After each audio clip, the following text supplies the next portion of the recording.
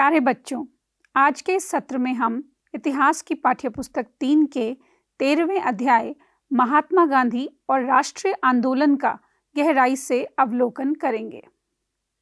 तो चलिए शुरुआत एक मज़ेदार गेम से करते हैं। आपके सामने स्क्रीन पर हमारे कुछ करेंसी नोट्स की तस्वीरें हैं। इनके अगले और पिछले भाग को ध्यान से देखें। आप अपने माता पिता से यह नोट लेकर भी उन्हें गहराई से देख सकते हैं। ध्यान से देखने पर आपको पता लगेगा कि सभी नोटों पर कुछ ऐसे चित्र हैं जो सभी मूल्य के नोटों पर पाए जाते हैं, परंतु कुछ ऐसे भी हैं जो एक दूसरे से भिन्न हैं। तो आपने क्या पाया? इन सभी नोटों पर अंकित कौन से चित्र समान हैं? क्या कुछ ऐसे चित्र भी मिले जो सभी मूल्य के नोटों पर पाए जाते हों?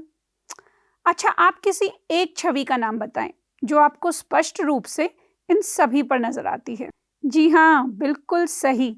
यह है राष्ट्रपिता महात्मा गांधी का चित्र, जिन्हें हम प्यार से बापू कहते हैं।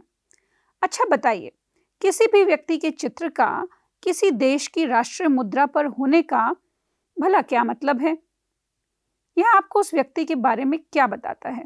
जी हाँ, आपका अंदाजा सही है। इसका मतलब यह है कि उस व्यक्ति ने राष्ट्र और राष्ट्र के लोगों के लिए कुछ अद्भुत योगदान दिया होगा। राष्ट्रवाद के इतिहास में प्रायः एक अकेले व्यक्ति को राष्ट्र निर्माण के साथ जोड़कर देखा जाता है। महात्मा गांधी को भारत राष्ट्र का पिता माना गया है। गांधी जी स्वतंत्रता संघर्ष में भाग लेने वाले सभी नेताओं में सबसे अधिक प्रभावशाली और सम्मानित हैं। महात्मा गांधी का राजनीतिक जीवन उस समाज ने ही संवारा और नियंत्रित किया जिस समाज में वे रहते थे। कोई व्यक्ति कितना भी महान क्यों ना हो, लेकिन वह न केवल इतिहास बनाता है बल्कि स्वयं भी इतिहास के द्वारा बनाया जाता है। इस अध्याय में 1915 से 1948 के महत्वपूर्ण काल के दौरान भारत में गांधी जी की गतिविधियों का विश्लेषण किया गया है। यह भारतीय समाज के विभिन्न हिस्सों के साथ उनके संपर्क को और उनके द्वारा प्रेरित तथा नेतृत्व किए गए लोकप्रिय संघर्षों के विषय में एक बहुत गहरी समझ बनाने में हमारी मदद करता है। यह हमारे सामने अलग अलग प्रकार के स्रोतों को भी रखता है, जिनका इस्तेमाल इतिहासकार एक नेता के जीवन वृत्त तथा उससे जुड़े सामाजिक आंदोलनों के पुनर्निर्माण में करते हैं। इस अध्याय को हम 3 भागों में पूरा करेंगे। स्क्रीन पे दिख रही टाइमलाइन को देखिए, जो हमें इस काल की यात्रा के विषय में समझ बनाने में मदद करती है। आज के सत्र में हम 1915 में महात्मा गांधी की भारत में वापसी और भारत में उनके पहले व्यापक आंदोलन यानी कि असहयोग आंदोलन तक चर्चा करेंगे और जानेंगे कि वे लोगों के लोकप्रिय नेता यानी कि महात्मा कैसे बने। तो चलिए फिर बढ़ते हैं इस रोमांचक यात्रा की ओर। मोहनदास करमचंद गांधी विदेश में 2 दशक रहने के बाद जनवरी 1915 में अपनी मातृभूमि भारत वापस आए। इन वर्षों का अधिकांश हिस्सा उन्होंने दक्षिण अफ्रीका में बिताया। यहाँ वे एक वकील के रूप में गए थे और बाद में वे इस क्षेत्र के भारतीय समुदाय के नेता बन गए। इतिहासकार चंद्रन देवनेसन ने टिप्पणी की है कि दक्षिण अफ्रीका ने ही गांधी जी को महात्मा बनाया। गांधी जी अफ्रीका में पहली बार सत्याग्रह के रूप में जानी गई अहिंसात्मक विरोध की अपनी विशिष्ट तकनीक का उन्होंने यहाँ इस्तेमाल किया। विभिन्न धर्मों के बीच सौहार्द बढ़ाने का प्रयास किया और उच्च जातीय लोगों को निम्न जातियों तथा महिलाओं के प्रति भेदभाव वाले व्यवहार के लिए चेतावनी भी दी। तो देखें कि 1893 में गांधी जी डरबन पहुंचे। हम देखते हैं कि कुछ ही समय में वो साउथ अफ्रीका में भारतीय समुदाय के नेता बन गए, जिसकी वजह से आज भी साउथ अफ्रीका में एक लोकप्रिय नेता के रूप में वे जाने जाते हैं। 1893 से 1914 के बीच गांधी जी ने एक पेशेवर वकील और एक पब्लिक वर्कर के रूप में कार्य किया। तो इस मशहूर घटना के बारे में तो आपको पता ही होगा। जब वे प्रिटोरिया जाने के लिए रेल यात्रा कर रहे थे, तो प्रथम श्रेणी का टिकट होते हुए भी उन्हें जबरन ट्रेन से धक्का देकर उतार दिया गया। क्योंकि रेल में सफर कर रहे एक श्वेत यात्री ने एक भारतीय के साथ यात्रा करने पर आपत्ति व्यक्त की थी। प्रतिक्रिया के रूप में गांधी जी ने 1894 में भारतीय नेटल कांग्रेस का गठन किया। इस संस्था ने मूल अफ्रीकी और भारतीयों के प्रति गोरे लोगों के दमनकारी व्यवहार के खिलाफ अहिंसक विरोध का नेतृत्व किया। भारत और दक्षिण अफ्रीका में सेवा करने के लिए 800 भारतीयों को उन्होंने इकट्ठा किया। 1899 में बोर युद्ध के प्रकोप के दौरान गांधी जी ने लगभग 1100 भारतीयों को इकट्ठा किया और अंग्रेजों के लिए भारतीय एम्बुलेंस कोर का आयोजन किया। लेकिन जातीय भेदभाव और यातनाएं भारतीयों पर अब भी जारी ही रही। जॉन रस्किन की पुस्तक अनटू दिस लास्ट ने गांधी जी को बहुत प्रेरित किया और उन्होंने डरबन के पास फिनिक्स फार्म की स्थापना की। क्या आपने कोई प्रेरणादायी पुस्तक पढ़ी है? तो आपकी प्रेरणा का स्रोत कौन है? यहाँ डरबन में गांधी जी ने अहिंसक सत्याग्रह और शांतिपूर्ण संघर्ष, स्वयं पर अनुशासन करने के लिए लोगों को प्रशिक्षित किया। फिनिक्स फार्म को सत्याग्रह का जन्म स्थान माना जाता है। हालांकि गांधी जी के दूसरे शिविर यानी कि टॉलस्टॉय फार्म से सत्याग्रह को विरोध के एक हथियार के रूप में प्रयोग किया गया।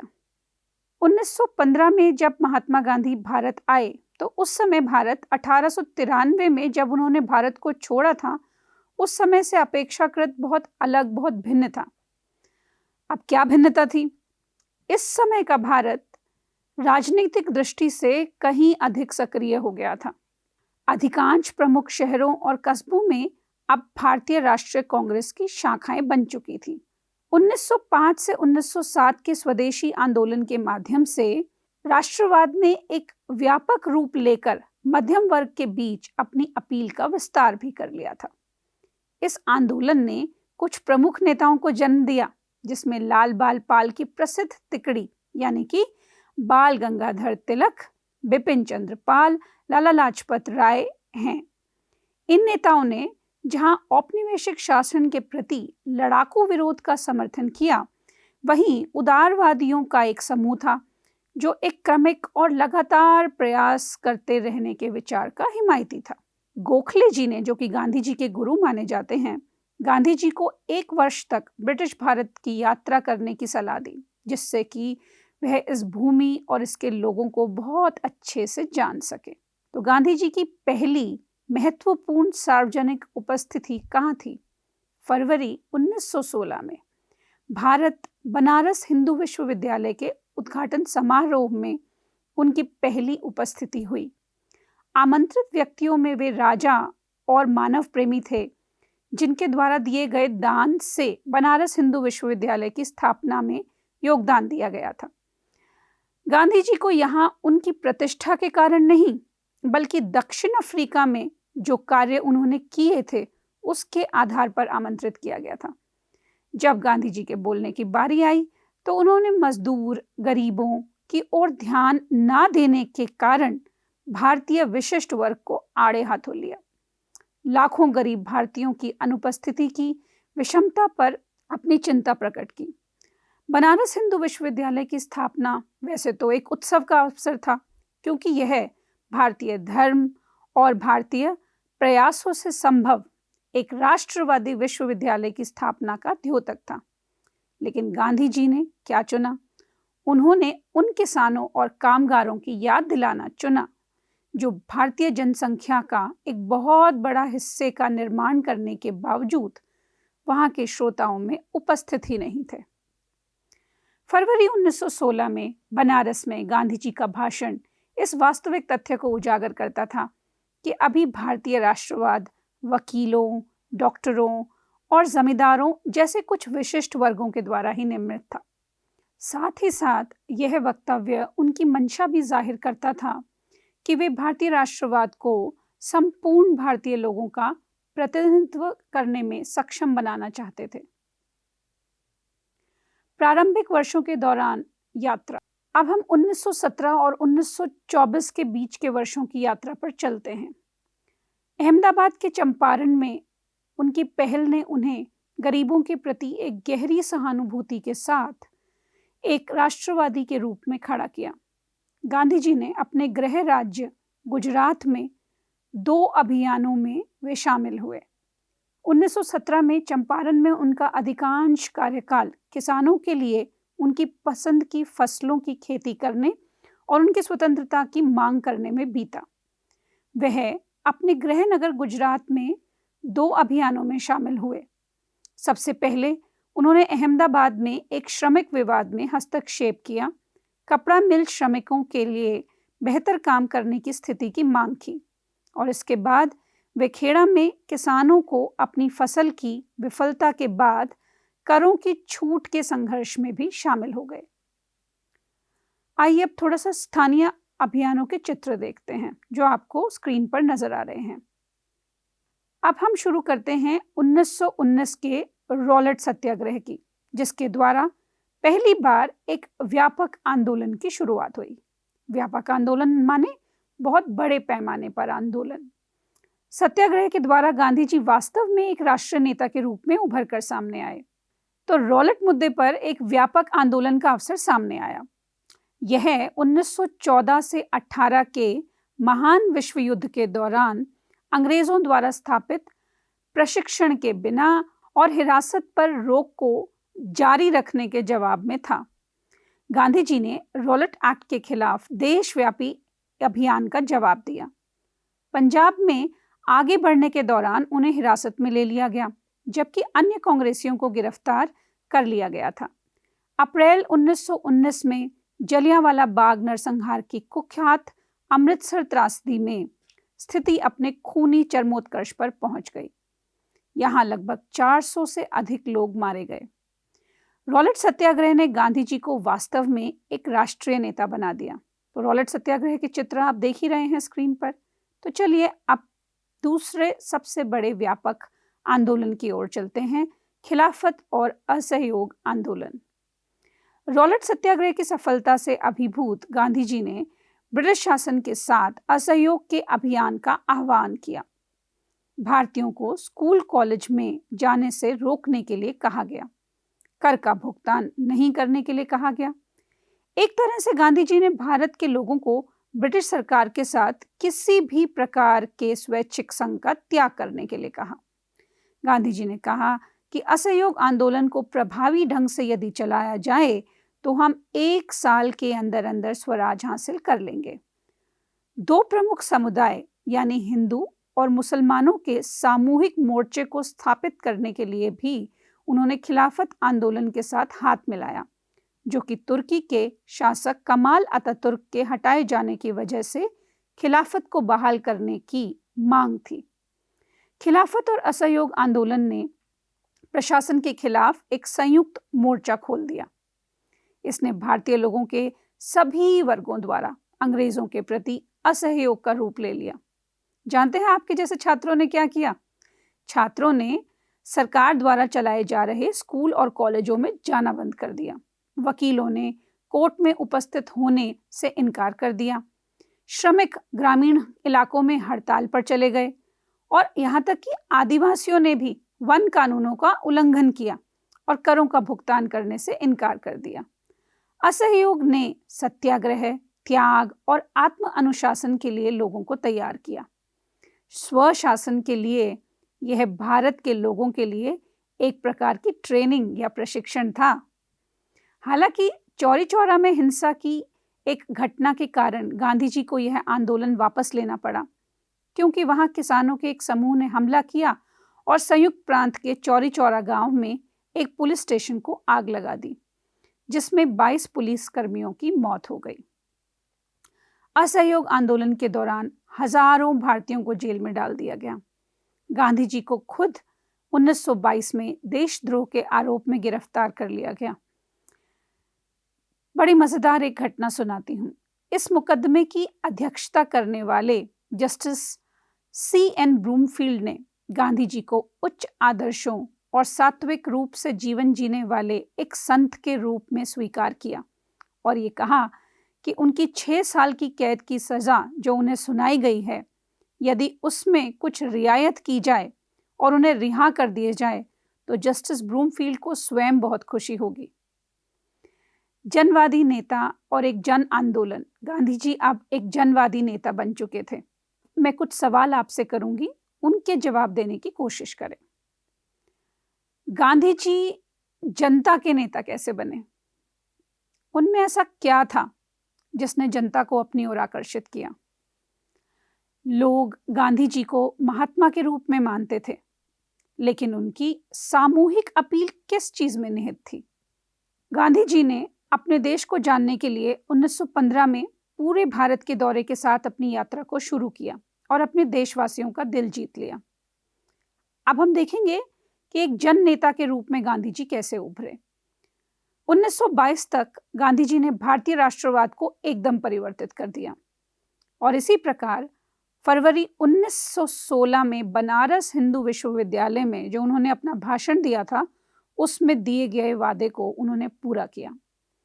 अब राष्ट्रीय आंदोलन व्यवसायिकों या बुद्धिजीवियों का ही आंदोलन नहीं रह गया था। हजारों की संख्या में किसानों, श्रमिकों, कारीगरों सभी ने इसमें भाग लेना शुरू कर दिया था। लोग गांधी जी के प्रति आदर व्यक्त करते हुए उन्हें अपना महात्मा कहने लगे। गांधी जी उनकी तरह ही वस्त्र पहनते थे, उन्हीं की तरह रहते, उन्हीं की भाषा बोलते। वे सामान्य जन समूह से अलग खड़े नहीं होते थे, बल्कि वे उनसे सहानुभूति रखते और उनके साथ जल्दी ही घनिष्ठ संबंध स्थापित कर लेते। गांधी बाबा, गांधी महाराज या सामान्य रूप से महात्मा जैसे अलग अलग नामों से ज्ञात गांधी जी भारतीय किसान के लिए एक उद्धारक के रूप में सामने आए। तो एक प्रश्न आपसे करूंगी, गांधी जी के बारे में इन अफवाहों से आपको क्या लगता है? लोग उन्हें गांधी बाबा, गांधी महाराज या महात्मा के रूप में क्यों संबोधित करने लगे? तो गांधी जी की अपील को उनकी सात्विक जीवन शैली और उनके द्वारा धोती तथा चरखा जैसे प्रतीकों के विवेकपूर्ण प्रयोग से बहुत बल मिला। उनकी सादी जीवन शैली तथा हाथों से काम करने के प्रति उनके लगाव की वजह से गांधी जी लोगों से सहानुभूति रखते थे और बदले में लोग भी गांधी जी से सहानुभूति रखते थे। वे न केवल उनके जैसा दिखने बल्कि उन्हें अच्छी तरह से समझने और उनके जीवन के साथ स्वयं को जोड़ने के लिए सदा आगे आते। राष्ट्रवाद के आधार को और व्यापक बनाने में उनकी सफलता का एक और भी राज था, और वो राज था उनके द्वारा सावधानी पूर्वक किया गया संगठन। भारत के विभिन्न भागों में कांग्रेस की नई शाखाएं खोली गईं। कई भागों में राष्ट्रवादी सिद्धांत को बढ़ावा देने के लिए प्रजामंडल की एक श्रृंखला भी स्थापित की गई। अब संदेशों का संचार शासकों की अंग्रेजी भाषा की जगह मातृभाषा में करने को प्रोत्साहित किया गया।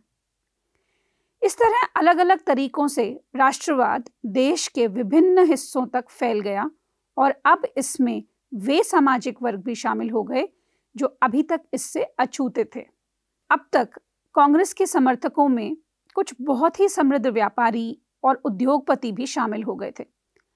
हालांकि महात्मा गांधी की स्वयं बहुत महत्वपूर्ण भूमिका थी, लेकिन गांधीवादी राष्ट्रवाद का विकास बहुत हद तक उनके अन्य योग्य अनुयायियों पर भी निर्भर करता था।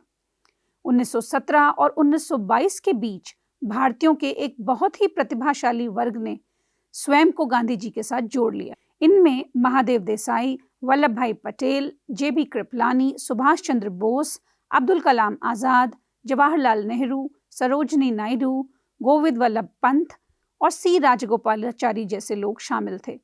विशेष रूप से भिन्न भिन्न क्षेत्रों के साथ ही ये सभी भिन्न भिन्न धार्मिक परंपराओं से भी आए थे। फरवरी 1924 में गांधी जी जेल से रिहा हो गए और अब उन्होंने अपना ध्यान घर में बने कपड़े यानी खादी को बढ़ावा देने और छुआछूत को समाप्त करने पर लगाया। जानते हो, गांधी जी जितने बड़े राजनीतिक नेता थे, वे उतने ही बड़े समाज सुधारक भी थे। उनका विश्वास था कि स्वतंत्रता के योग्य बनने के लिए भारतीयों को बाल विवाह, छुआछूत जैसी सामाजिक बुराइयों से मुक्त होना होगा।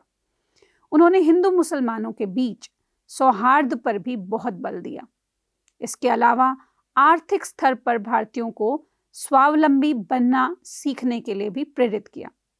उन्होंने समुद्र पार से मिल में बनी वस्तुओं के स्थान पर खादी पहनने के महत्व पर जोर डाला। असहयोग आंदोलन समाप्त होने के बाद कई वर्ष बाद तक भी गांधी जी ने अपने को समाज सुधार कार्यों पर ही केंद्रित कर लिया। चलिए अब समीक्षा के लिए कुछ प्रश्नों की ओर नजर डालते हैं। आपको क्या लगता है, गांधी जी ने चौरी चौरा की हिंसक घटना पर असहयोग आंदोलन को क्यों वापस ले लिया? व्यक्तियों के लिए यहाँ तक कि महान लोगों को भी इतिहास द्वारा बनाया जाता है जैसा कि वह इतिहास बनाते हैं। महात्मा गांधी के जीवन के संदर्भ में इस कथन पर टिप्पणी करें। यह रॉलेट सत्याग्रह था जिसने गांधी जी को वास्तव में एक जन नेता बना दिया। क्या आप सहमत हैं? और अपने उत्तर के पक्ष में तर्क दीजिए। 1922 तक गांधी जी ने भारतीय राष्ट्रवाद को पूरी तरह से बदल दिया था। फरवरी 1916 के अपने बनारस हिंदू विश्वविद्यालय में किए गए वादे को उन्होंने पूरा किया। क्या आप सहमत हैं? अपने उत्तर के पक्ष में तर्क दें। तो प्यारे बच्चों, इसी के साथ हमने इस अध्याय के पहले भाग को पूरा किया। इस भाग में हमने गांधी जी के प्रारंभिक जीवन, भारत में उनकी वापसी, उनके कुछ स्थानीय आंदोलनों और इसके अलावा पहले बड़े व्यापक आंदोलन यानी कि असहयोग और खिलाफत आंदोलन के विषय में जाना। इसी अध्याय के अगले भाग में हम गांधी जी के प्रमुख 2 और आंदोलनों के विषय में यानी कि सविनय अवज्ञा आंदोलन और भारत छोड़ो आंदोलन के विषय में जानेंगे। तो फिर मिलते हैं इसी अध्याय के अगले सत्र में अगली बार। धन्यवाद।